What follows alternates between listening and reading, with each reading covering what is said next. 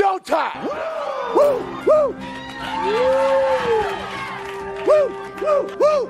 Woo! Woo! Styling and profiling. Woo! Woo!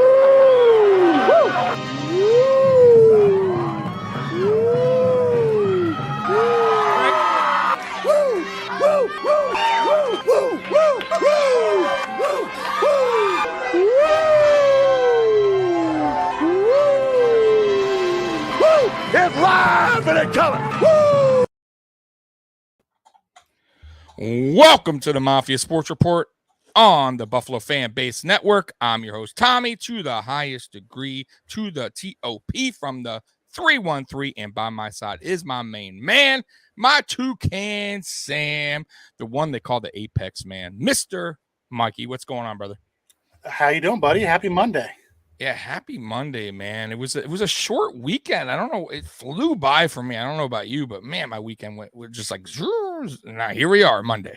It did. It went right real quick. We were texting this weekend, and I had a daddy-daughter date with my daughter. She's 13 now, so I'm not gonna have many more of those. I got to get them all in while I can, because pretty soon she ain't gonna want to hang out with her dad.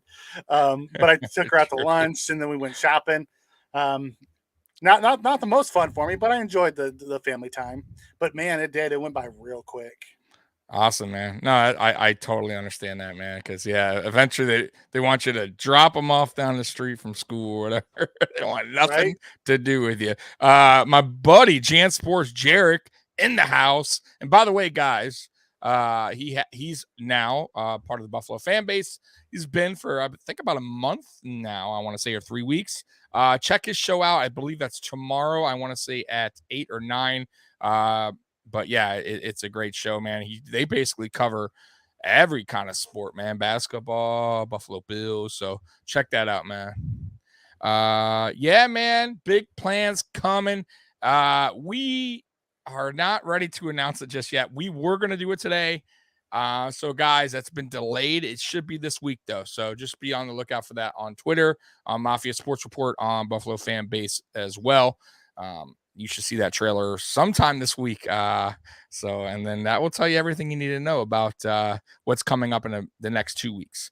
What's going on, James, man? Glad to have you in the house, man. So let's get to some NFL news real quick. It's not a lot. Dan Spano is being sued by his sister. Trying to take ownership of the Chargers. I know it's a little bit of a sticky situation going on there in LA. So, hey, I'm just glad that's not my team. Like I'll tell you, Tommy, inside issues. This isn't new. She's been going after Dean for a few years now, and every time she does, she gets shot down. So now this is the latest one. There is multiple Stanos siblings that run the Chargers. Dean is the one that actually does the day-to-day stuff. She's the one that has kind of had the fallout, from what I understand, with all the others, and she's the one that's trying to get, because she came out a couple years ago and said he was broke, he didn't have the money, right? Yeah, that's what I'm to run them, and like all kinds of stuff, So interesting. It's a family squabble, man. It's the reason why the Broncos just were sold, is because the Pat Bowlen Trust, that they couldn't decide on who was going to be the principal owner and the one that's going to run day to day, so they had to sell it. Like I said, Mikey, just glad it ain't here in Buffalo. $4.65 billion. Yeah, we actually talked about that on my Friday night show. $4.65 billion. It was I believe one of the sons of Walmart. The daughters. Yeah. It's the daughter and son-in-law. So it's one of the owners of Walmart, and he's purchased it with his daughter and son-in-law, who are going to be running it. Rob Walton. And I know they're trying to bring in Manning, which probably will happen as a consultant. So that's hey, why not, man? I like Peyton Manning, man. That's one quarterback that wasn't Buffalo Bills that, I just like him. I don't know. He's a little goofy, he changed the game. His mind changed the game. Like Jim Kelly ran the K gun, which is a lot like what Manning did, but Manning became an offensive coordinator on the field, and it just changed how everything was done. And what's the famous words that everyone says now in Omaha? Omaha. Yes. Forever be stamped right? Like he left that that will legacy. never probably go away. Yeah. No, Josh yells it.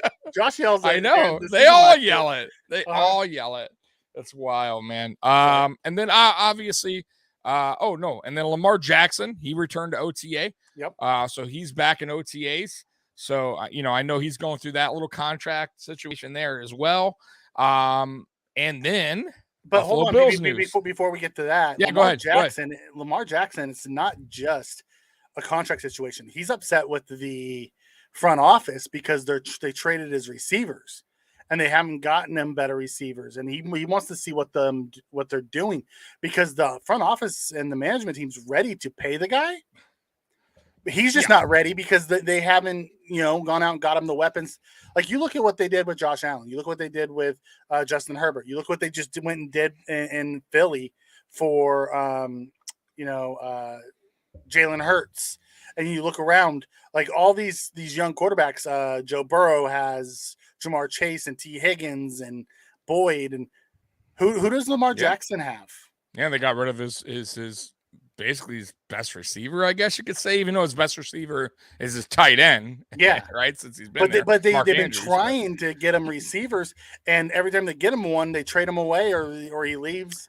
Like there's got to be something going on there. Yeah, I mean, I'd be mad if I were him for sure. Like, I'd be like, hey, I need some kind of help here, but who knows? Well, if you think about it, what everyone talks about is, he's super dynamic and he can run, but he wants to prove that he's a passing quarterback too. And hard to prove you're a passing quarterback when you don't got any weapons. Yeah, I listen. I know the feeling. 2018, right? We all know the feeling of no weapons. Like, so I get that. I totally understand the argument. And until he gets receivers there, then I guess like people can debate that if he, if he's a passing quarterback or not, like if that's his weakness.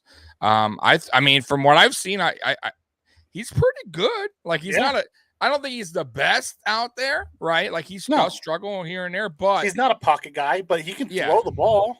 Yeah. But it's gonna boil down to they're gonna pay him, right? And then does he want to stay? Does he want to stay for the money but get no help at the same time? Like because Aaron Rodgers kind of did that, right? Like he signed a contract, but he lost his best receiver, and they didn't even give him any help, and he's not complaining because he more than likely just wanted the contract, and he knows his days are coming soon, and. Right. I mean, I kind of feel like that's what he did, but I could be wrong. I'm not Aaron Rodgers. Yeah, I think it came down to just odd. Davante Adams wanted out. I was listening to Pat McAfee, and he was talking about it. And he's like, Davante talked to Aaron, figured out how much time he had left, made the decision it's time to move on because Aaron's only going to be around for a year or two more probably before he bounces out. He's not going to play like Tom Brady till he's 45. Aaron Rodgers doesn't want to. He has other interests. Yeah. Yep. Tom Brady has broke the mold on a lot of these guys. A lot of these guys that are 38, 39 walk away, Yeah. But then 100%. Tom Brady's here's 45, still playing, at a high level. Right. Yeah. Yeah, he is. That he is. I don't know how, but he is. Takes care of his body. He does. Listen, you got to give him credit. I mean, I despise the guy because he ruined us, but even if Tom Brady, like hypothetically, because I think about that sometimes, because I always think like Bills fans, we hate Tom Brady and all that, but we were so bad, even if like they weren't legit. Let's say Tom Brady never existed, we would still be a sorry ass team for all those years. Like, you know what I mean? Like, really? Like, what have we have done? It was the team in our division. The reason why we hate him so much, it was the team in our division that we had to listen to that to loads and loads of generations of fans that have come in and that didn't know anything other than Tom Brady winning Super Bowls, and they just talk and talk and talk and talk. I get it. I mean, I get it, but at the same time, it's like Dolphin fans could say the same thing about like Jim Kelly, right? About that era, because they were a good team. Yeah, but they were a good team for like 7 years. No, but I mean, that's 20. The big difference. We were I know that, but we were never in contention while Brady was right. Well, we had a couple years. The Bledsoe year should have been. We were 8-8. We were. I'm saying, and without the Patriots, we would have been 10-6. quite possible. Right? Though we lost to the Jets, you know. I don't know. Anyways, I just think we're just a bad team. Either way, yeah. Today the Bills signed Greg Van Rotten. You know what's funny thinking about that name? Because I was watching the Johnny Depp trial, and he kept saying Rottenberg, like the lawyer. And I just, first thing I thought, I was like, Rotten, what a terrible name, but sounds like a wrestler name, kind of. But you know anything about Greg Van Rotten?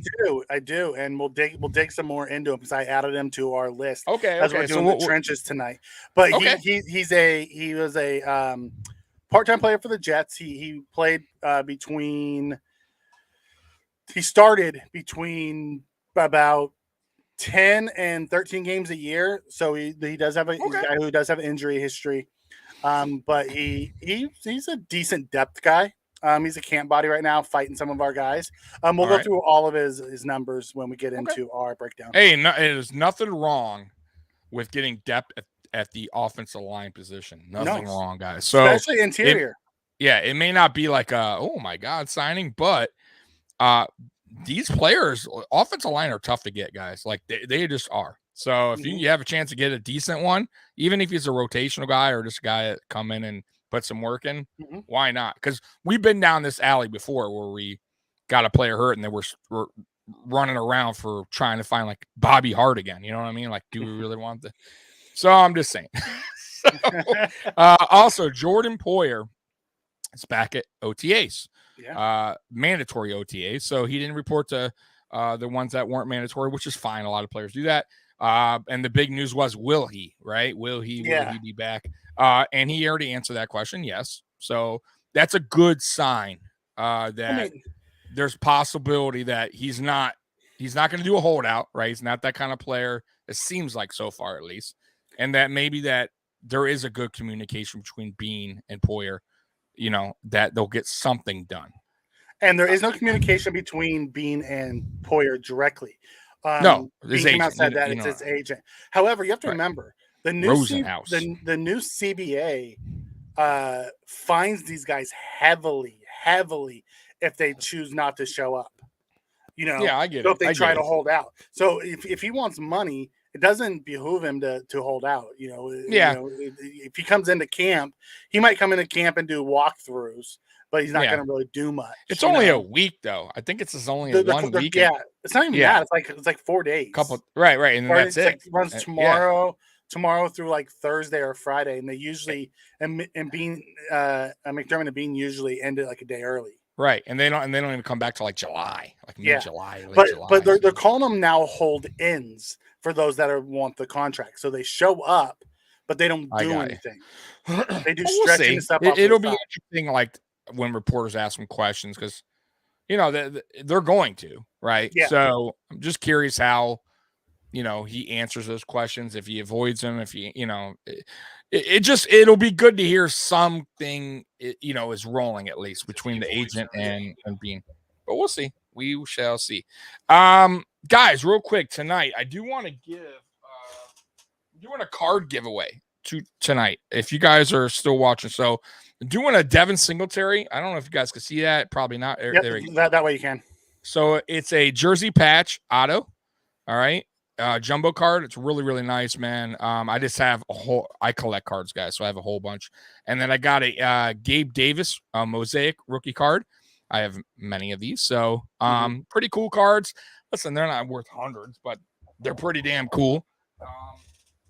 And what we're going to do is we're going to spin a wheel. We'll put your guys' names in it, whoever's in the chat. If you guys are interested, just stick around and we'll do it towards the end of the show. And obviously I'll ship it for free and all that good stuff. So, all right.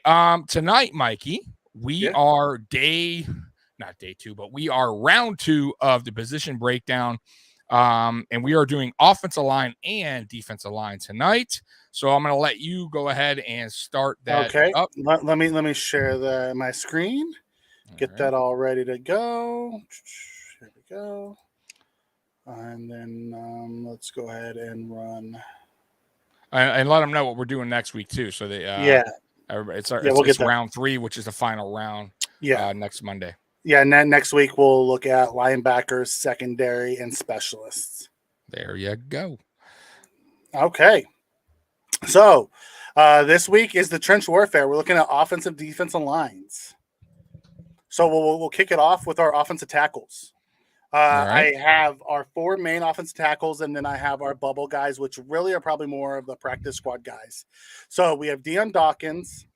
So I looked at Jack comes in and asks, is Bates starting? I believe he is slotted. I mean, obviously, it's all about competition and preseason and training camp. But I think going in, he's the incumbent. When we look at Dion Dawkins, 2021, he had 1,089 snaps. He had 9 penalties, 4 sacks, allowed 6 QB hits, and 25 total pressures, which is actually better than his 2020 stats. His pressures went down by 8. He did allow 2 more QB hits, but you have to remember he had COVID early in the year, so he got stronger as the season went. But he allowed 2 less sacks last year than he did, but in playing more snaps. So, seeing Dion Dawkins step up and make the Pro Bowl, have a Pro Bowl season, those type of things, it was nice. He's our starting left tackle. He's our franchise left tackle. Yeah, 100%. Yeah. Yes, and I agree, Mike. The trenches are the backbone. You don't win if you lose the trenches. 100%. Defense. 100%. 100%. Yep. I don't care who you got back there. If you got a crappy offensive line, that quarterback is going to have no time. And like I said, once again, doesn't matter who you got back there if they are getting rid of the ball in like 2 seconds because the defense is on them. Look at the Jacksonville game. The offensive line played like crap, and Josh was getting smashed. You saw how that worked, right? And then all they did was just blitz. Mm-hmm. And Josh was running for his life, making bad decisions because he had no other choice. Yeah. But yeah, you got to protect. Same with the defensive line too, by the way. But go ahead. Yeah. So on the right side, we have Spencer Brown, who's our incumbent right tackle. Last year he played 726 snaps. He missed the first 3 games, right? He missed the first 3 games of the year, I think. I believe so. 3 or 4. Like a back thing. No, he wasn't starting the first 3 or 4. No, I know, but then he had like a back. I know. Yeah, then I think he missed 4 games last year. All right. So he had 726 snaps. He had 8 penalties, allowed only 1 sack, 5 QB hits, and 30 total pressures. So he actually allowed more pressures. He had an up and down year last year. He did, but that saw the third round. Yeah, you saw the flashes of that dominant right tackle that he can be, which is awesome. Then one of our new guys, we have David Questenberry, comes over. He was a starting right tackle for the Titans last year. He played 1,184 snaps. He only had 2 penalties. He allowed 11 sacks, but let's be honest, Tannehill's kind of a statue back there, and they had no run game. They had no Derrick Henry, so they were. No, he's solid. I like him. That was a very good that was a under the radar kind of pickup, I think, for this team because he could potentially start. He could potentially start at right guard. I could be wrong, but Ryan Bates has to earn that. And this guy's been doing it for a while. I think Bates will still ultimately win that job, but it's still good to have this guy. Questenberry played right tackles. These were all but he could switch over to guard as well. Yeah, or he also could take Spencer Brown could also, but I don't think that's going to happen. I think it's up to debate him going at right guard right now. I know he's at tackle, but he can go Questenberry, but he can go to right guard as well. Yeah, we have and we'll get into the guards. We have a deep class of guards this year, and we'll get into it. I have a feeling Questenberry is going to be our swing tackle. I do too. I do too. I think I believe that. I think Ryan Bates will get that right guard spot. I don't think Questenberry's even in the hunt for the right guard starting position.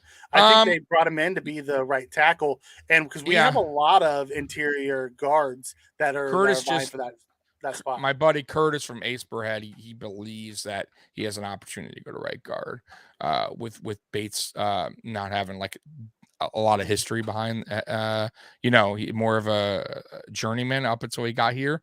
in a way, like just not around a long time. But I don't know. We'll see. I agree with you. I think he's more of a swing tackle, and I think Brian Bates will get that job.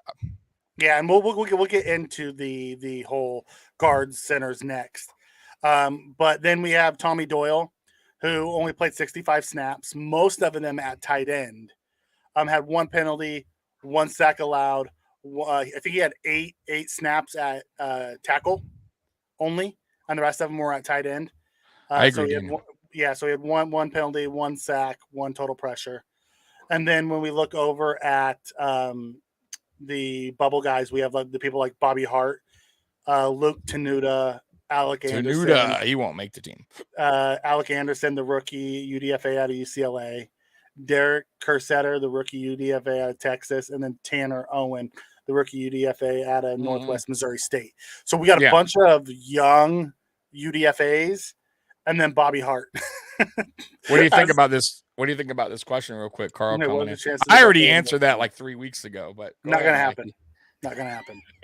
I think it's very possible, Carl.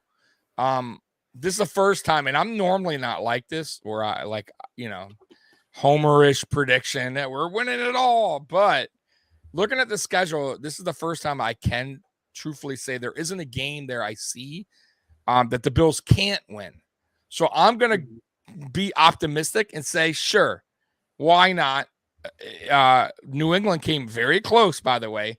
Probably should have gone right 19-0 at the time because there was no extra game or whatever. But they should have beat the Patriots, right? They were the better Giants, team. Yeah, I'm sorry, the Giants. They should have beat the Eli Giants. Just had Brady's number. It was just one of those things. But look how close that was. So why not? Will it happen? I mean, the chances are it's tough. This is the NFL. You can lose any given Sunday, right? That's what they say. But I don't know. I'm going to say we're going undefeated because right now that's what I'm picking, which is the first time ever. So, yeah, Carl, yeah, I think it can. I don't see it.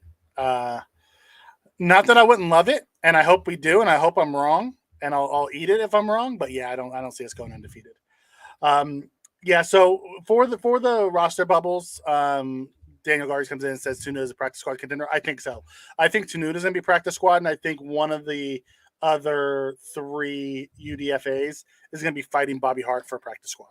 I don't think Tenuta, man. I know they draft. I know I think Daniel coming in saying practice squad. I mean, maybe, I guess, practice squad, sure. Yeah. I mean, they did draft him, right? Yep. But his chances of being called up this year are like slim to none, in my opinion. He has a lot of, for a big guy. I know your first thought is, oh my God, he's Spencer Brownish. He has these long arms, and he actually has very short arms for T-Rex his size. Yeah, he's a T-Rex guy, which is not generally good for that position. But maybe they can work with him, and maybe in the practice squad, if that's what they do, which he probably will make it. Maybe they can find a way for him. Maybe he improves. I don't know. But right now, he's not coming up. I can tell you right now. No, he like we said, it's just a practice squad guy. Yeah, he's stashed much like Anderson was last year before he was plucked off our practice squad. It's a late round guy we drafted. He'll be on the practice squad, and he'll probably be either Bobby Hart or, unless they like one of the other three UDFAs. But we'll have two tackles on practice squad. We'll have these four tackles in our rotation. Yeah. Doyle, I have a feeling is going to be. I know he's being tried out at guard as well. He is, but that's what Erin Cromer does. He wants all the guys on the offensive line be able to move around. Correct. So the Doyle I see him more of a tight is the big tight end than I do actually playing on the line this year. Yeah, but out of camp early. Now, mind you, Mikey, there's no pads, no nothing right now, right? We can't. Let's not get too hype about it's all technique right now. Right, who's playing reports out of camp, because I heard that a million times. But I mean, the early reports is they were playing him at the left guard because Saffold wasn't there. Mm-hmm. Reporting to OTAs at the time, and he was actually looking pretty well. But once again, no pads are on. Let's wait and see when pads come on. But I know they say Cromer, he loves doing this. He wants to see what, certain players can do at certain positions. And they're probably just testing the waters out, what he can do, because you never know. Well, what he does is Cromer believes in teaching. So if a tackle goes in and plays guard, he understands what that guard is doing on that play. So when he moves back out to tackle, he understands what the guy next to him is supposed to be doing and the technique he's supposed to be using to help him understand how he plays off of that guy. So he's a technician by trade. Cromer. That's what we love about bringing him back, and everyone who plays for him loves him because they're like he's a teacher, and it's not just my starters. I'm teaching down to the last guy on the roster. Yep. So, yeah, man, and that's a great addition, by the way, is Cromer to this offensive line. So not only did we get the veterans and Saffold and Quisenberry, but we got one of the best OL coaches. To help these younger guys out as well with the vets coming in. So, even though these are 1-year deals, it still works out for us because they're helping the younger guys out, the guys that, like you said, the guys that draft picks. Mm-hmm. And next year, I think we will draft a little heavier at the offensive line since a lot of these guys are one and dones. Yeah. Well, if you think about it, if you look here, Dawkins, Brown, and Doyle are all guys who have contracts next year. Or for the next couple years. Right, exactly. Yep. Tenuta and then a couple other guys who were UDFA, so they have contracts too. Yeah. But I from a tackle standpoint, I think the plan is to have Quisenberry as the swing tackle this year, use Doyle as the backup swing tackle, and big tight end like they did last year, and then hopefully Doyle will grow this year into the swing tackle next year. Yeah, I agree. And Doyle, like I said, Doyle's looking good so far out of camp, though I want to see it on the field. Technician. It's all technique right now. His technique good. We'll see what he does once packs come on. Yep. Okay. Of your setup, Tommy, how do you see it playing out with these guys, and then who do you see going to the practice squad? That's a tough one, man. I think all these. I don't think any of these guys. Obviously not Dawkins. Obviously not Brown. I think Quisenberry makes it. I don't think he goes. I don't think he goes to the practice squad. I think Doyle. I think they would be nervous to sending him to practice squad if somebody picks him up. So I don't even think he would go to the practice squad. That's where I have it right there. I think obviously Bobby Hart, Tenuta, all those are practice squad guys. I don't think Bobby Hart makes a team. I think he gets cut again, and who knows? Then maybe they pick him up later in the year like they did last year. But Tenuta, to your point, he's a draft pick. They'll probably keep him around. The other guys, I honestly don't know much about, so I'm not going to really comment. They could be cut candidates, but that's where I'm looking at right now. For this lineup or for the breakdown. My guess is ultimately we'll have these four guys on the 53, and then I have a feeling Tenuta and I have a Alec Anderson. I have a feeling is going to turn some heads out of UCLA, and he's going to be a guy that they want to keep on the 53, or not on the 53, but on the practice squad. Right. Carl coming in real quick with a question. Yeah. Says, will Josh Allen have a better connection with Ken Dorsey than he did with Brian Dable? After all, Ken is Josh's pick for OC.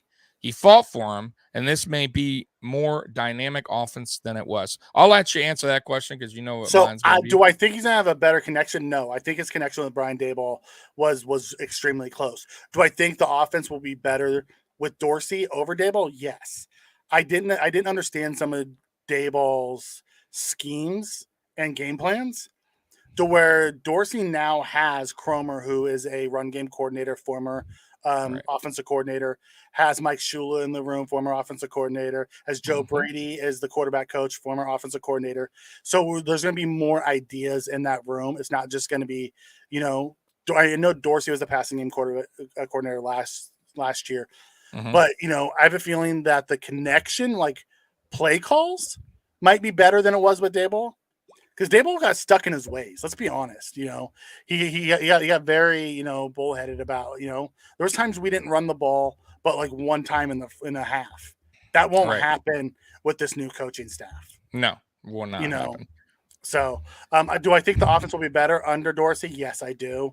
I love the new coaches we brought in. It brought in more experience and new philosophies and ideas, which is going to help our offense grow.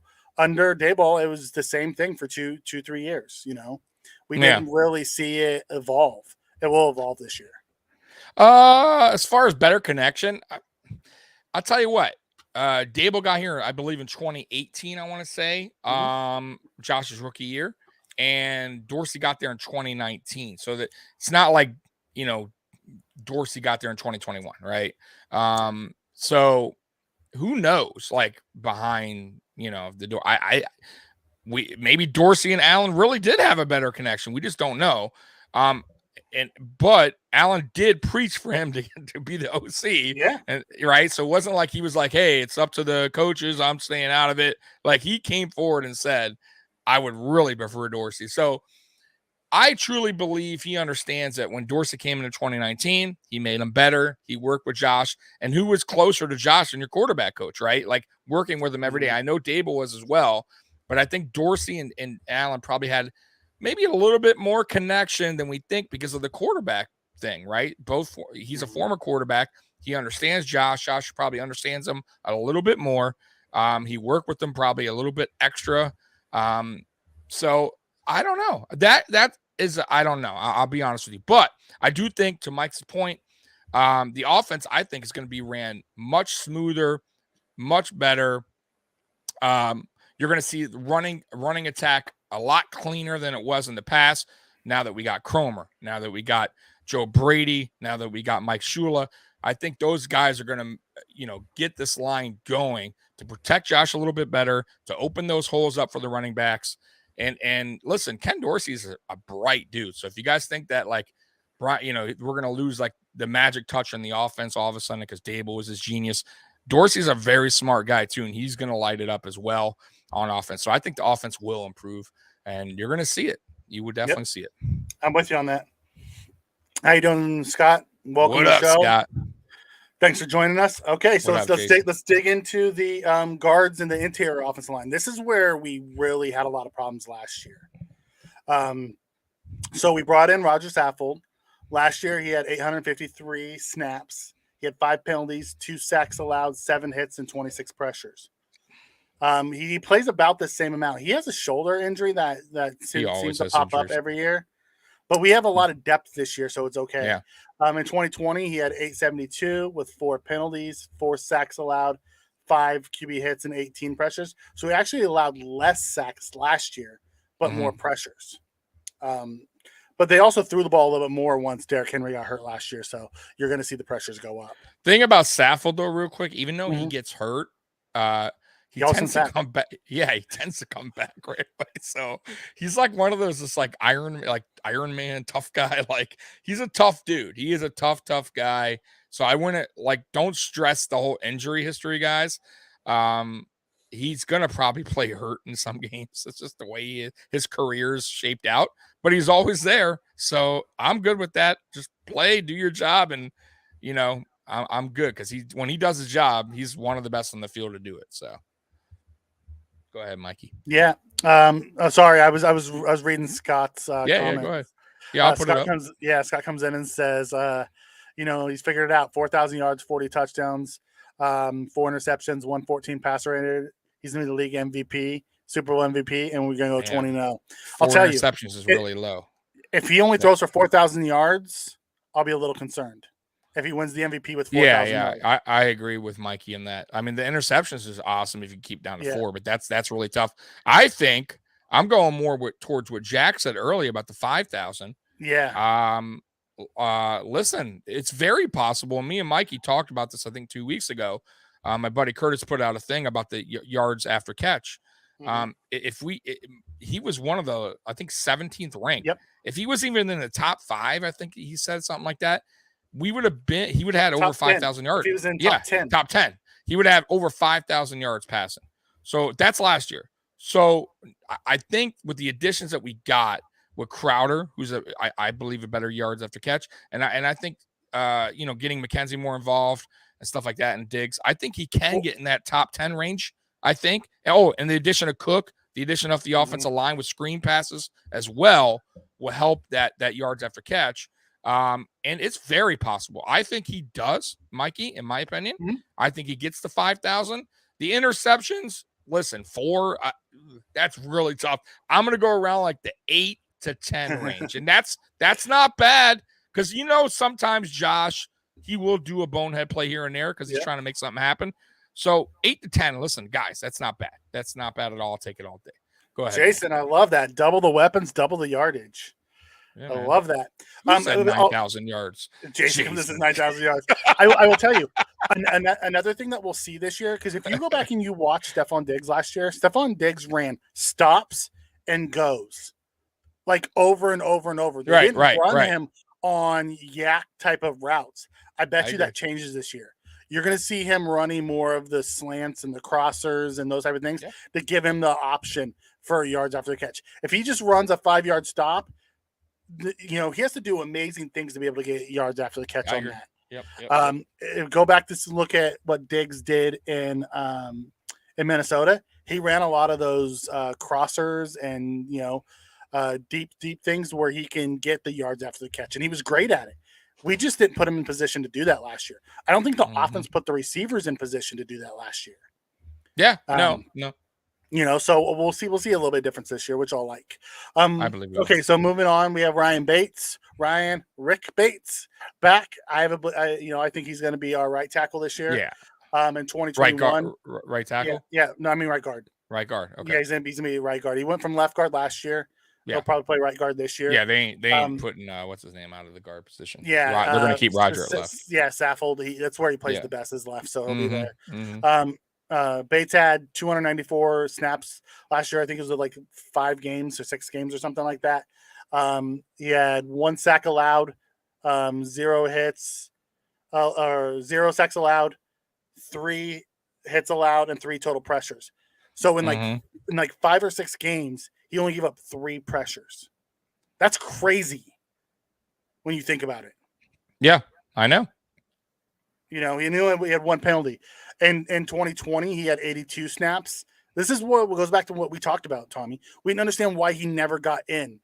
He had 82 snaps. He had 1 penalty, 0 sacks, 0 hits, 0 pressures. We brought in Doyle last year for 8 plays, and he gave up a sack and 3 pressures. Yeah, I don't think Bacher was much better either, to be honest with you. It was Bacher actually did, his numbers aren't that bad. No, I didn't say. Yeah, he wasn't terrible, but I Bates would have been the better choice, right? I agree. I would think we were yelling for that. By the way, you want to answer this real quick? Carl coming in with another. Says it doesn't seem that he can get 4.9 yards carry. Last year we had a terrible offensive line, and he looked so much better once Ryan Bates solidified the line. Can he run for 1,000 yards? Absolutely, he's gonna run for 1,000 yards. Yep. We're gonna have because he was over 1,000 all-purpose yards last year. He's going to run for over 1,000 yards, but we're going to have 2 backs that have over 1,000 all-purpose yards this year. With minimal usage, because if you look at his carries, they're really low compared to most starting running backs in the league. Yeah. I think he's like one of the fewest actually. Like he's really below as far as average carries. I think he had less than 200 last year. Oh carries. Yeah, he did. He had like 145, 148, something I think he was like in the hires. I think he was like in You gotta look. I'm curious. I know he didn't have many. But when we finish this, I'll go back and look. Yeah. Either way, yes. I think they started to use him more once Bates got in that game. And then you kind of saw like Josh trusting him more, and Dable kind of starting to trust the offensive line to do their job more and run blocking. And that's why you saw the carries go, much higher for Devin Singletary. Mm-hmm. I would say the last 6 games of the season, last 5 games. The second Ryan Bates got inserted in the offensive line, it changed everything. So I think on a contract year, you got to take that in consideration as well, guys. Contract year, offensive line better, different play caller. They're going to try to definitely get the running game going this year. New running game coordinator. Yeah, I definitely think he goes over 1,000 yards. I'm going to say he goes around. I'm going to say close to 1,200 yards. I'm going to go out on a wing and say close to 1,200, which is not impossible. And I think he'll have about 300 passing yards. I still don't think that'll be higher. I think James Cook might have that a little bit above him because that's what James Cook was drafted for, really. And I think that'll be his role this year. But I think around 1,200, around that range. I would say anywhere between 1,100 and 1,200 yards is where I think Devin Singletary will get, which will be a great year for him. Mm-hmm. And somebody will sign him if he does not sign back with Buffalo. Yeah, I do agree. I think Singletary will have about 1,100 yards and probably about 200 receiving yards. So he'll end up with about 1,300 total yards. I think Cook will end up about probably 400 yards rushing and about between 500 and 600 yards receiving. So I think he's going to be close to cracking the 1,000-yard all-purpose yards as well. So I can see both of our backs going over 1K all-purpose this year, which is really unbelievable. That's really really good. Yeah. So then we'll dig into Mitch Morris, who's solidified as our center. We gave him an extension this offseason. He had a great year, really. He actually had a better year than Dawkins did, and Dawkins made the Pro Bowl. He had 1,167 snaps, 5 penalties, 2 sacks allowed, 2 QB hits allowed, and only 25 pressures. Yeah. So you look at Saffold. Saffold was a Pro Bowler with less snaps, more pressures, more hits allowed, same amount of sacks, and same amount of penalties with less snaps. Yeah. Like Morris is underrated now. He is. Yeah. He's clear. The concussion thing is kind of almost seems like a little behind him now, I'm hoping. That was worrying me for quite a bit, to be honest with you. And that's why I thought he was maybe leaning towards retirement when all those were kind of piling up on him when we first got him. But it's kind of been not too much. I don't think he had any last year. I could be wrong. He didn't. Right. He's been healthy. He was all 17 games plus playoffs last year. There you go. Yeah. And he's an excellent pin and pull blocker. One of the best in the league, actually. So no, he's been good, but I still think we need to address the center position eventually in the draft because he is getting older. I told you, I think Bates is going to be the future center. I think we're going to, you may not be wrong there, Mikey. You may not be wrong. I do believe Bates is the future center. He's going to play guard until Morris is done, and then he's going to slide into the pivot, and we're going to draft us another guard. It's easier to draft guards than it is centers. Yeah, you may not be wrong. Like I said. Yep. I think we were planning on having Bates be the center before we re-signed Mitch Morris, and that's why we didn't play him at guard earlier. Is because he was our backup center. But it'll be interesting to see how this plays out. I mean, I get that, but it was just at that time were really I don't know what they were doing. We were screaming for him. We were screaming for him. So and then we go to everyone's hated offensive lineman, Cody Ford. He's up there. He had 485 snaps last year. He had 2 penalties, 2 sacks allowed, 4 hits, and he had 26 pressures.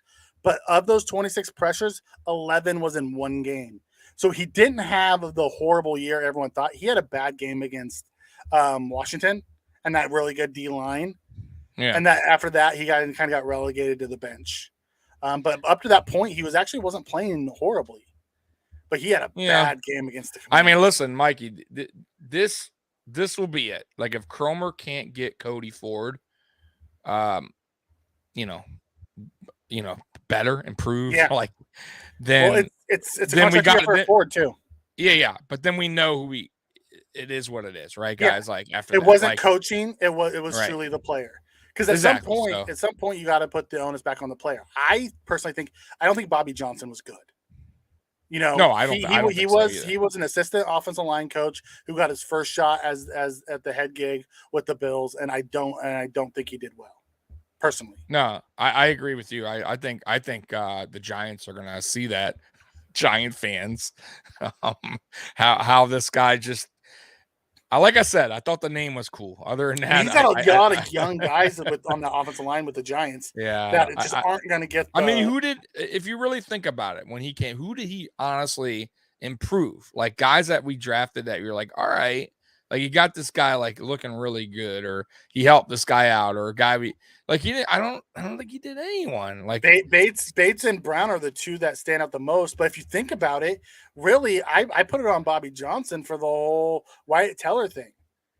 You know, that was terrible.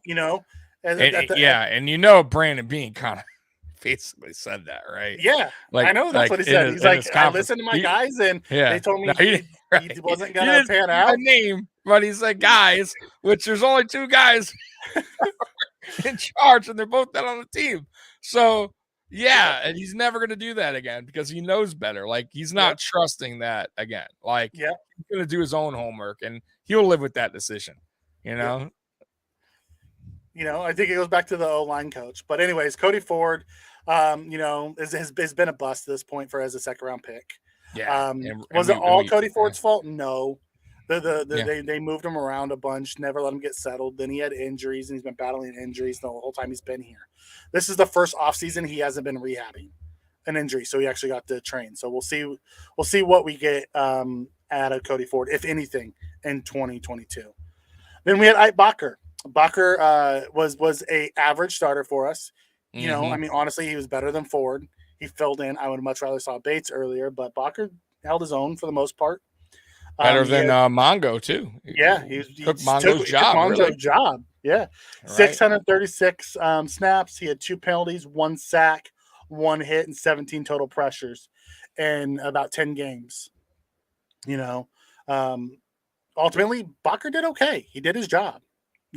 Granted, when we talk about pressures, Josh Allen made a lot of these numbers look better because his ability to move and get out of the pocket to where guys got beat and they didn't get a pressure against them because Josh Allen was already gone. Let's call it what it is, And then we have Greg Mance, who's on the bubble. In 2021, he had 185 snaps, no penalties, 1 sack, 5 pressures. Then our new signee, Greg Van Roten. He played for the Jets.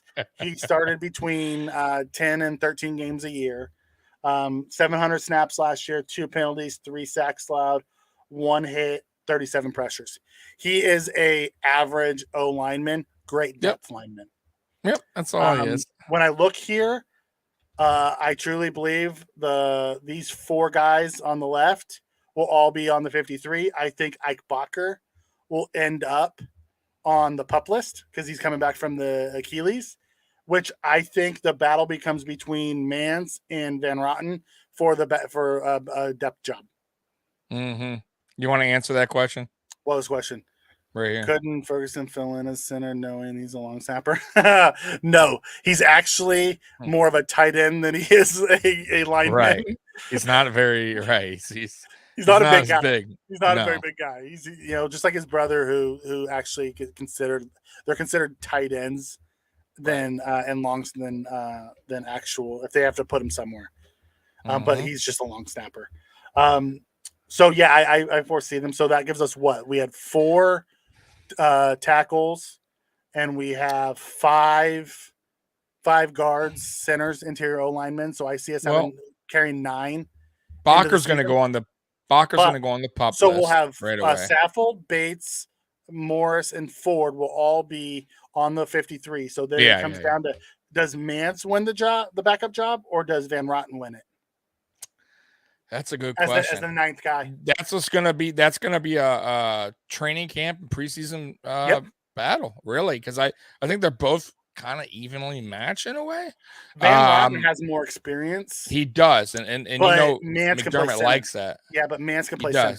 I agree, but we'll see. I have no idea. That's a tough one. They're going to be duking it out, man. Because once again, only so many players can make this. Listen, we only have really 1 spot available on the O line because Cody Ford's going to make the team. He's a draft pick. They're not done draft yet.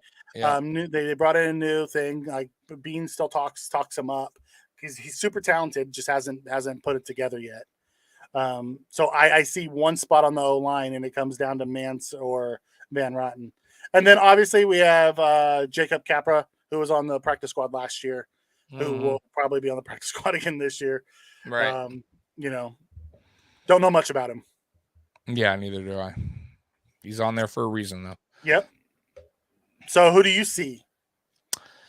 Saffold, obviously. Ryan Bates obviously makes this. Mitch Morris obviously makes this. Cody Ford, to your point, he's a second-round pick that we actually traded up to get.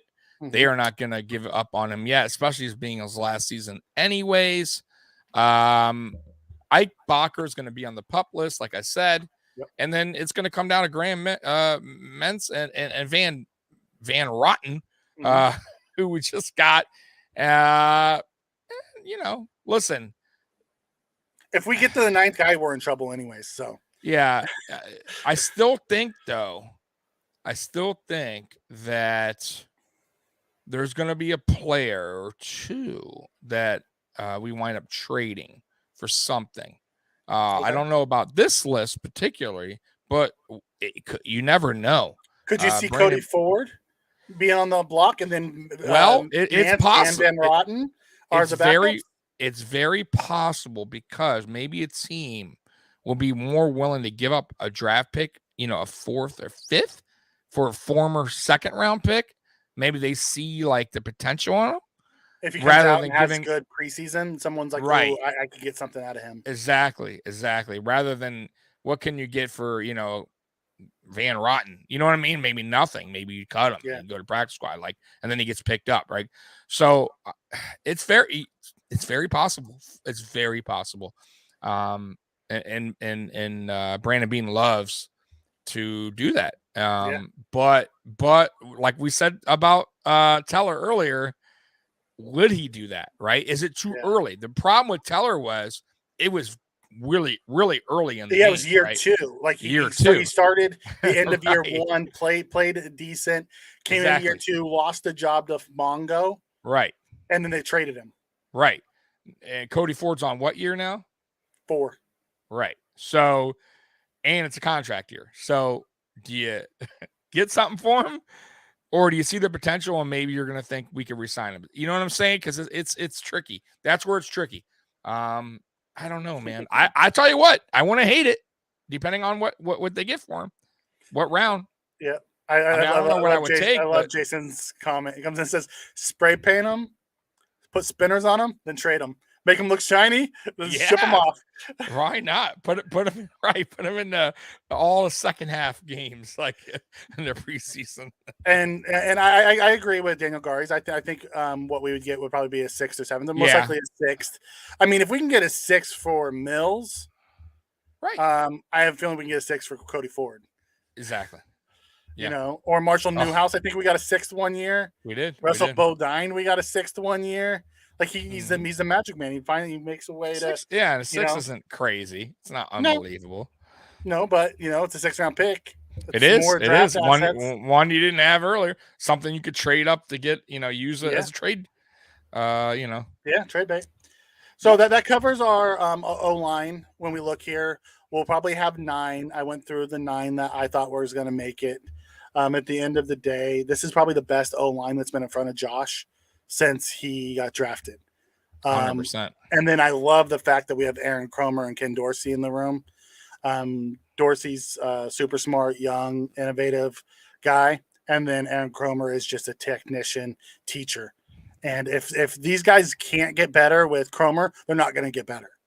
It's not going to be from the fact of the coaching. Because Cromer has a lineage of great O-linemen who, including one of them who came here because he was here, and Roger Saffold. Yep, exactly. So, all right, we're going to switch on over. We're going to talk some defense. Defense is run by Leslie Frazier. Our D-line coach is Eric Washington, former defensive coordinator of the Carolina Panthers. We will start with Von Miller. Von Miller, 2021, he had 710 snaps. He had 37 tackles, 9 sacks. He didn't have any forced fumbled, but he had 8 QB hits on 60 pressures. He did not play in 2020, so I had to go back to 2019. Correct. And he had 787 snaps. He had 37 tackles, 9 sacks, 0 forced fumbles, 10 QB hits, and 58 pressures. His numbers are very similar from 19 to 21. It's just who he is. Yeah.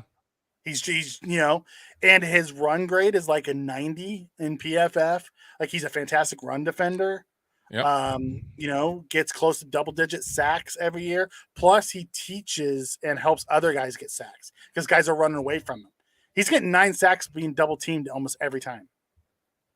Hey, Bills fan, it's all right. We forgive you. We Mikey, do we forgive Bills fan? Oh, absolutely. We all appreciate right, you coming okay. in. Just want to make We're sure We're only halfway through. We're talking defense. Tommy will break this down later over on the Mafia Sports Report. Yeah. It up and you can go watch them in sections, so you don't have to watch the whole thing. He'll have it broken out in sections by position. Yep. To catch the replay.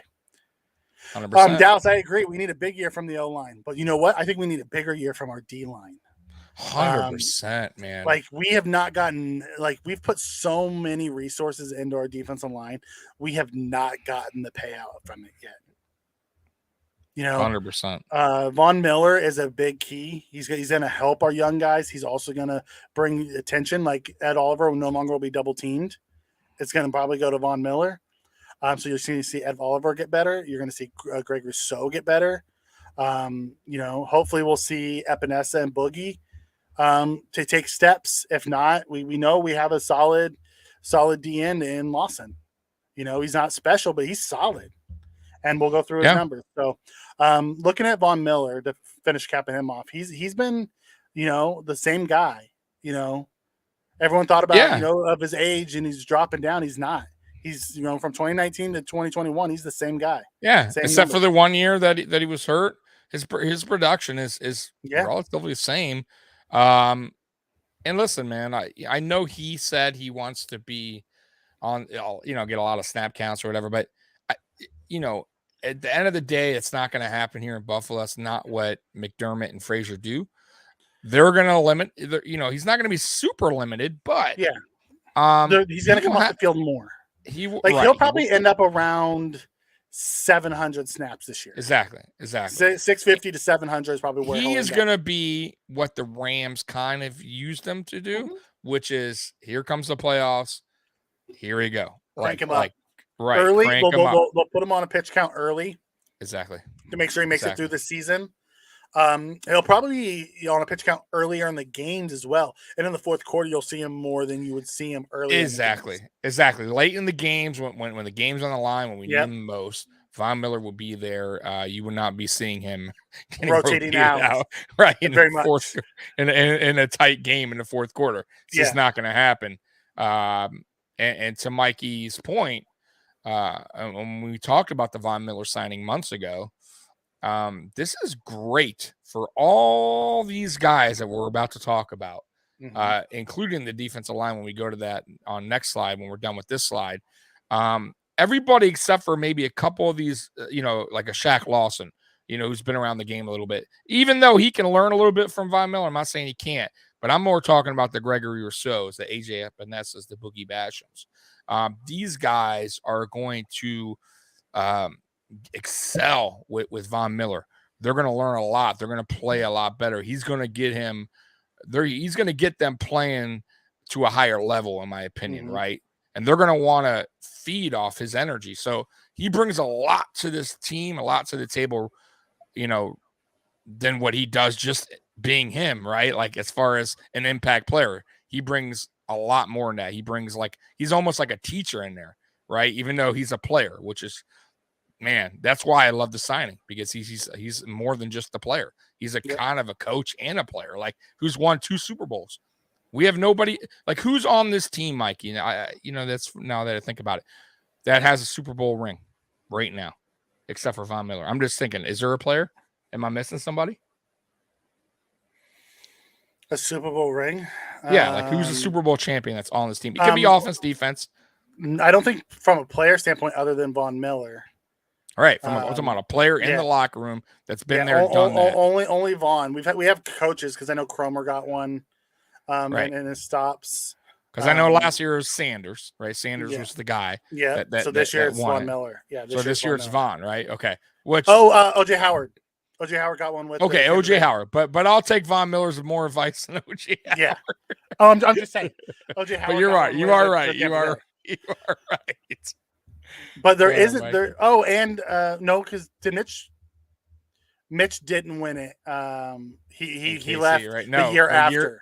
Right. They won it the year after. He lost. Right. He lost to New England in that playoff game. Right. Yeah. Right. Yeah. Yep.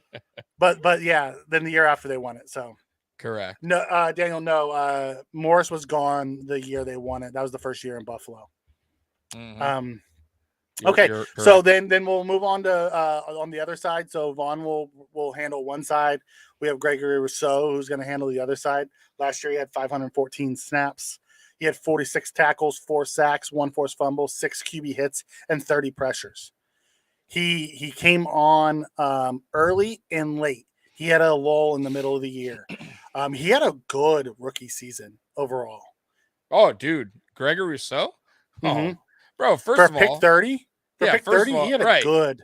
He was a good rookie year. He's a rookie that only played 1 year in college. Who wasn't even an edge in high school. He was I think a tight end or wide receiver, who also played basketball, I believe. And then Miami put him to edge. He played his redshirt year. He had like 15 and a half sacks, missed the second. So he only had 1 year of experience. We drafted him. He started right away, which, listen, guys, it was just, that's wild. And he made some impact plays. That KC interception, that was unbelievable. And that shows you his length to get that, tip ball, the interception.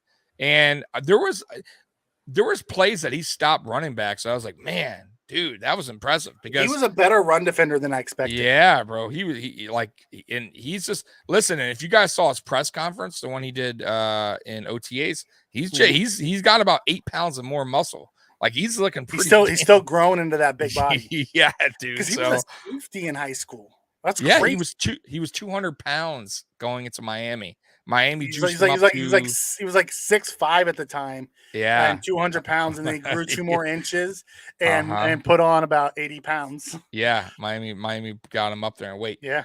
Carl coming in, he predicted Von Miller will be double team and not getting home as much as you want, but the rest of the line, Oliver and company will learn from him and will feast on the quarterbacks. Things fine. I agree, but I still think he's going to get.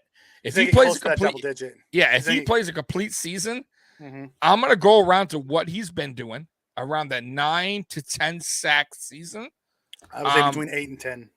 Okay, that's fair. Between 8 and 10, and I do think you will see guys like Ed Oliver, Gregory Rousseau, Daquan Jones, Tim Settle, Jordan I think Phillips, all these guys' Shaq Lawson. numbers, yes, they will all feast because it's not just the edge. We got like he just said, Jordan Phillips, who was our leading sack guy. He had 9 when he last time he was here, 9.5. Right.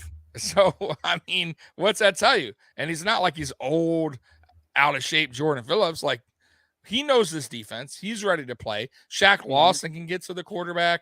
We know what he can do. So, Boogie Basham, right? He's going into year 2. AJ Epinessa, hopefully he can figure out what is going on there, and he can get to the quarterback, which we all thought he was going to last year. But he had a lot of pressure. He just didn't finish.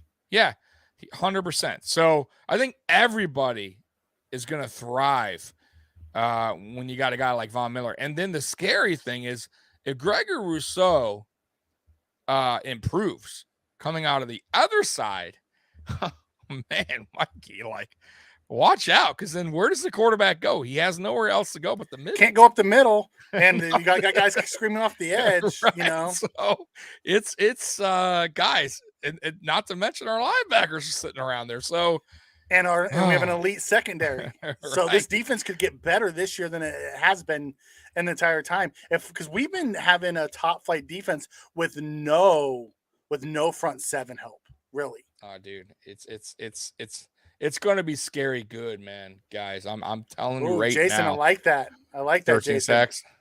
Oliver with 9. Yeah. Listen, Oliver's also on like a contract kind of year coming up soon, too. He has 2 years left. He has this year and then his 5th year option next year. Yeah. Yep. Which I believe they'll pick up, by the way. And then they'll give him they've already picked up his 5th year option. Oh, okay. Well, there you go. Yeah. So then we're going to move down. So Gregory Rousseau had a fantastic year, and I expect a bigger season from him. He's grown into his body. He understands the game a little more. And him, So Rousseau, Epinessa, and Basham all went to Vaughn's pass rushing camp this year. Yep. I heard. So that all three of them were there, learning early, and then they're going to spend all off season with him and training camp, picking up all the little things, plus all the attention he brings leaves them in one-on-one battles. So yeah, that's what I mean. So I expect a big luck. season. I expect a big season from Rousseau. I have a feeling he has a chance to be the steal of that draft. Oh yeah, dude. Yeah, he has such a high ceiling. We said that coming out, like his ceiling. He was all prospect. Yeah, that's what Brandon Beane loves, though. A lot of his draft picks are one of these high. They're all kind of Yes, like Josh Allen was a high ceiling kind of player, right? Edmonds he hasn't hit the highest of his ceiling yet. But exactly. He was even all Cody Ford kind of was a high ceiling, right? Yep. He just hasn't gotten there yet, and we'll see. Maybe it's a low ceiling. Spencer Brown, high ceiling. Yes, Spencer Brown. I totally forgot about him. Another guy that has little experience in that position. I think he was a basketball player, tight end in college. Tight end. He was tight end and 8-man football. Yeah. So, for him, but they saw the athleticism and the ceiling and said, man, what, like, look at this. We got coaches. We got coaches who can mold this guy. Right. So now imagine this, Mikey. So I would say he had a okay season, right? Spencer Brown, like he showed flashes. Yeah. But mind you, he was with Bobby Johnson, right? Now he's with the guy who knows his stuff, and Cromer, who's going to teach him the right ways, I think. Get him on like a little bit better of a track. And then he's also going against a better D-line that's going to that he has to go against in camp, right? So he's going to learn a lot, right? On both sides. So it's a good thing. Good thing. Yeah. Oh, I agree. Iron sharpens iron, right? So we'll dig into AJ Epinessa. He had 220 snaps. He had 14 tackles, 2 sacks, 0 forced fumbles, 8 QB hits, and 22 pressures. If you look, he had a 10% pressure rate off of the number of snaps he played. That's really good. The problem is he's just so inconsistent. That's what they want from him. He has the talent. He's shown the flashes of what he can do. They just need him to put it together and be consistent. And then we go down to Boogie Basham, who didn't start early in the year but played late. He had 198 snaps. He had 15 tackles, 3 sacks, 0 forced fumbles, 0 QB hits, but he had 11 pressures. You saw him take most of his from the DN spot. He also was out of shape last year, and he dropped weight this year. So he's thinned down to play that DN role. Like they were talking about using him as the combo and sliding him inside. But with what we got on the inside now, they had him drop weight and should be a true D end. I see a bigger year out of Boogie Basham coming this year.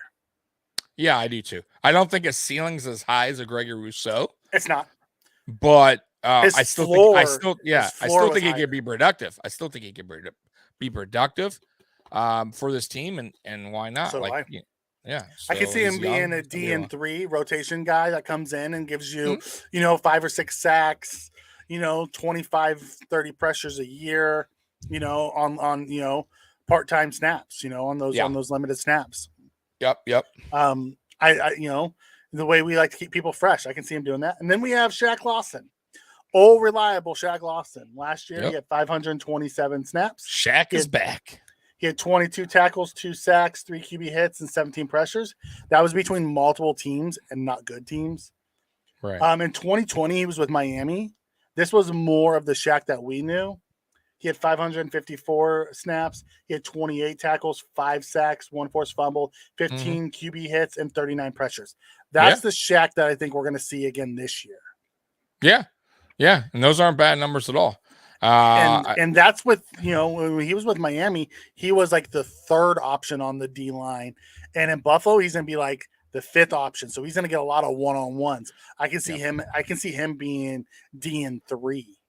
Yeah. And he's very familiar with with Leslie Frazier's defense, Sean McDermott. And the guys. Yeah. He's not going to be lost or anything on what they expect from He's him. consistent. Yep. And then on the bubble, we have Mike Love, who's been 4 years on the practice squad. Then we have Kinsley Jonathan, rookie UDFA out of Syracuse, who has an offer with the WWE currently. So if he doesn't make the practice squad. He'll probably go to WWE. Oh, wow. Okay. And Daniel Joseph, a rookie UDFA out of North Carolina State. So our DN room is probably going to be these 5 guys: Miller, Rousseau, Epinessa, Basham, and Lawson.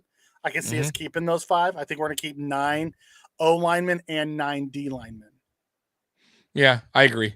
I agree with you on that one. So then our defensive tackles, this is our last group for tonight. Yep. We start with Ed Oliver. He had 622 snaps, the most snaps he's had in his career in a season. He had 38 tackles, 5 sacks, 1 forced fumble, 11 QB hits, and 40 pressures. So if you look at his 2020 to 2021 production, you see the growth. Oh, yeah. And that's what you're looking for. 100%. Then we have Daquan Jones, our new 1 tech, taking over for Star. Great pickup. And Vernon Butler. Yep. I love this pickup. He had 637 snaps last year. He had 37 tackles, 1 sack, 1 forced fumble, 6 QB hits, and 23 pressures. He played on the number 2 ranked defense in Carolina last year with other guys like he's going to play this year. I foresee him having a big impact to our D line. Then we have Mr. Tim Settle in 2021. Another great pick. Young guy. Well. He's a young guy too. Daquan's is more the veteran. Settle is the young guy. He had 200 snaps last year, 12 tackles, no sacks, no forced fumbles, no hits, 10 pressures, but he didn't play very much. Washington fans are pissed, by the way, that he left. They love this guy. Yeah. In 2020, he had 347. He got more field time. He had 15 tackles, 5 sacks, 2 QB hits, and 18 pressures. So you see, the more time he gets on the field, he was just buried behind all our elite D linemen.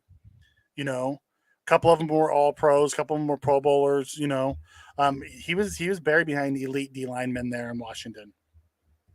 I'm excited about having him. And then Jordan Phillips, Mr. Reliable is coming home. He had 277 snaps last year, 16 tackles, 3 sacks, 3 hits, 15 pressures, but he played 1 tech for them and nose. Yeah, he had a couple seasons he was hurt. That kind of derailed him a little bit, but that's why his snaps were so low. Yeah, I will say this though, he's coming back to Buffalo, where we got one of the best facilities, we got one of the best staff. That's why a lot of players here and the rotation. And the rotation. But we have a lot of players that come here with injuries too, and they don't really have ongoing it. No, it's that performance center that we have. Like they don't have to go outside to do anything. They have everything in house. So we relatively have healthy players, even guys that are coming that are concerns or whatever. They were hurt the last 2 or 3 years. They generally stay pretty healthy when they come to Buffalo. We haven't had, knock on wood, we've had the least amount of missed games in the last 3 years. They did a stat. I love that, Jason. Yeah, 47 sacks. I would like to see more than 47 sacks. I would like to see us pushing, high 50s, low 60s. Yeah, why not? Why not? With these guys, I can see, with the 9 guys we have, everybody gets 5 or 6. A couple of them get, 8 to 10. We're pushing that. 9 guys at 5, at 6 apiece. Yeah. I agree. You're pushing 50. So then on the bubble, we have Eli Enku, who was a practice squatter and played a little bit last year. Brandon Bryant, who was a practice squad and played a little bit last year. Brandon Bryant seems like he's been here forever. I don't know why. And then we have Prince Emili, rookie UDFA out of Penn, who is, who I have a feeling is going to be the new camp underdog that everyone loves. He's a high mower guy like Justin Zimmer was. And then we have CJ Brewer, rookie UDFA out of Coastal Carolina. And that covers our D line. I have a feeling we're going to keep 9. We're going to keep 5 DNs and our 4 D tackles. That's why I have them all pictured. And then I think we'll have some of these other guys on the bubble who are going to be on our practice squad. In case any injuries, we can call them up. Very good. And there you go, folks. See, Mikey does such a great job. Mikey. I wish I had like a clap button for you, man. Carl coming in. This defense was rated number 1 last year. So why does it appear that we got so much better defensively? 2022 Buffalo Bills could be one of the all-time scariest teams in NFL history on both sides of the ball. We can be, because last year our defense was ranked number 1. Our offense, I believe we were in the top 5. 3. Okay, we were number 3, exactly. So why couldn't we be number 1 on both sides? There are injuries. That's it. I mean, other than that, we should. Yes, I agree. The defense, the only thing I could say last year, if we want to not pump the brakes, but the schedule, was a little easier than what we got this year. Some of those teams weren't, what we have on our schedule this year. However, we did improve. So we guys got, like I said, Von Miller, right? We got a different offensive line coach in Cromer. So, and then we added the main thing on defense. We added weight. We added guys that are much bigger on the line now. That could stop the run, clog up the holes, right? Not get bullied around by offensive line. That's where we kind of, we had like a bend don't break kind of defense last year. We played a lot of soft zone. And what happens is it hurt us in some games, right? Where it just wasn't going to work, right? The Colts game, right? For instance, at home, right? That soft defensive line was getting bullied around, right? Even our offensive line, right? Yeah. So those games are the ones that we won't see this year. Not what I believe. So that's where we will improve, right? The Kansas City game, 13 seconds to go. We're not going to play the soft zone defense. Like Von Miller's going to be in there, and he's going to be causing havoc when the game's on the line. Also, we didn't have a Kaiir Elam last year when Trey went out. That's going to improve. So there's a lot to add to this defense that we didn't have last year. That's going to make this defense, I believe, number 1 in the NFL. And the offense, why can't we? It got better. Yeah. It's crazy that we got better. We had the number 1 defense last year, and we got better. It's insane, and we got a lot better. Like our front 7 is a lot better now. Adding Daquan Jones, adding Tim Settle, adding Jordan Phillips back, adding Shaq Lawson back. Those are all guys that are going to come in and that are solid NFL guys that are going to help. That replace the useless Vernon Butlers. Who didn't? Right. Who was just here contract. And Starr, who was never healthy. Yes, Dallas. That is correct. Poyer. Yes, he is reporting. Yep.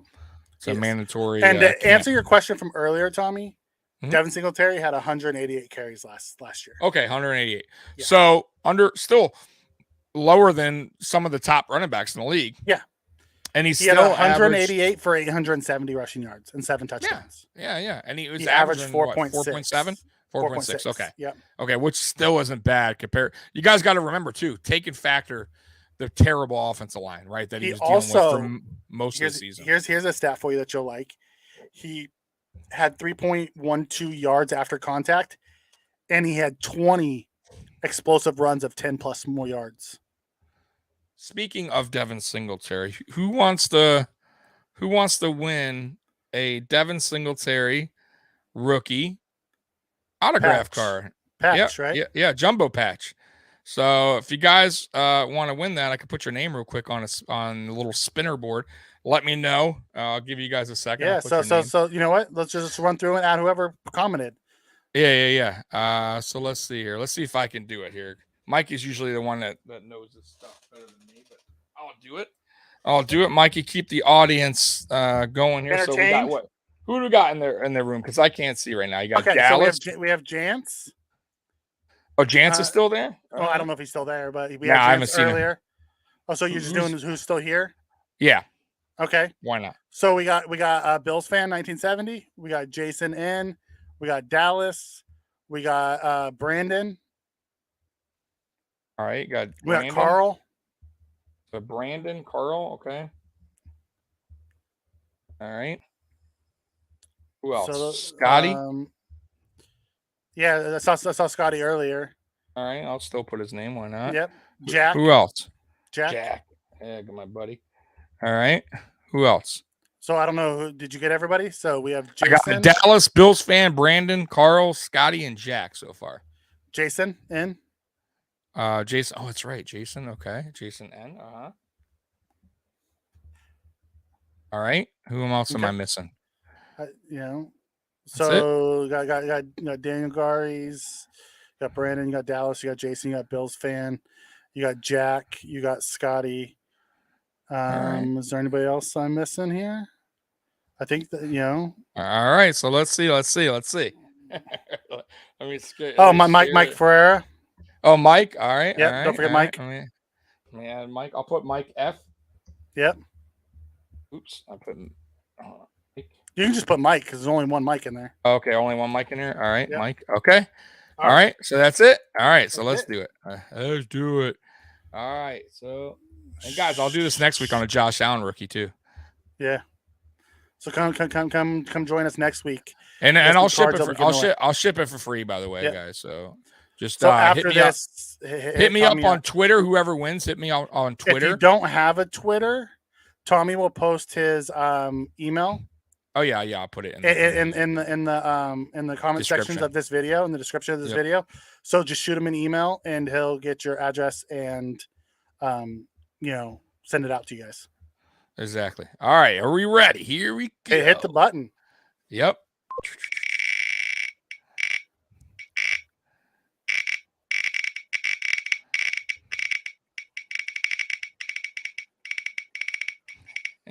That's a long spin. Wow, yeah, it is.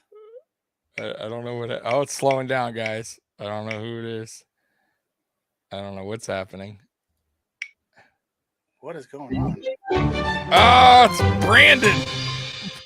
Brandon wins. Brandon. So he just got in here. So do this. See that? Say hide choice. What do I do? See where it says hide choice right there? Yeah. Hit hide choice. Yep. Hit hide choice, and then Brandon will be removed from the next spin. Oh, okay. For the next All right. card. So we got one more card, guys. So Brandon, congratulations. Oh, and we got Charlotte in the house too. Charlotte. Oh man. All right. So we'll add one more. Charlotte in the house. I should get one more. I should get one more card. Yeah. CH. Hold on. SHARLA. Say it again. CHAR. No, S is in Sam. Oh, it's S. Okay. SHARLA. Oh, Charla. SHARL. Yep. Okay. Yep. All right. So hit the spin. What's the next one? Hold on. So they can see the card here. So if you guys can see it right. So that is Gabe Davis rookie card, Gabriel Davis mosaic.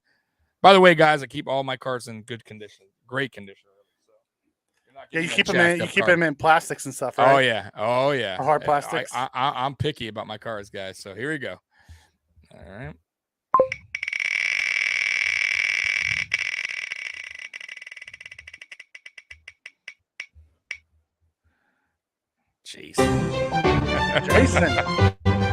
Jason gets a Gabriel Davis rookie card.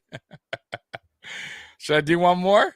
Do one more. Do one more. All right, hold on. Do one more. All right, talk to him, Mikey. Talk to him. Yeah, I'll go grab one more and we'll do this. And then next week we'll do this again. And then this season we'll have other prizes throughout our shows that will be given away. We'll probably get some jerseys and some hats and some random stuff that we can give out to you guys. We appreciate you guys coming and riding with us. It's a lot of fun to sit here and talk Bills and talk to you guys and answer your questions out in the chat. It's a fun time. I do this for fun. Sit down and talk Bills football. You guys, this is a good one. All right, what do we got? You got a 1989 Thurman Thomas score rookie card. So this is, by the way, the best set in 1989. This is Thurman Thomas rookie card score. Right. It's a dope card, guys. So, all right. So let's do it. Hit the spin. All right, here we go. Hit the spin. Hit the spin. Who's going the Thurman Thomas rookie?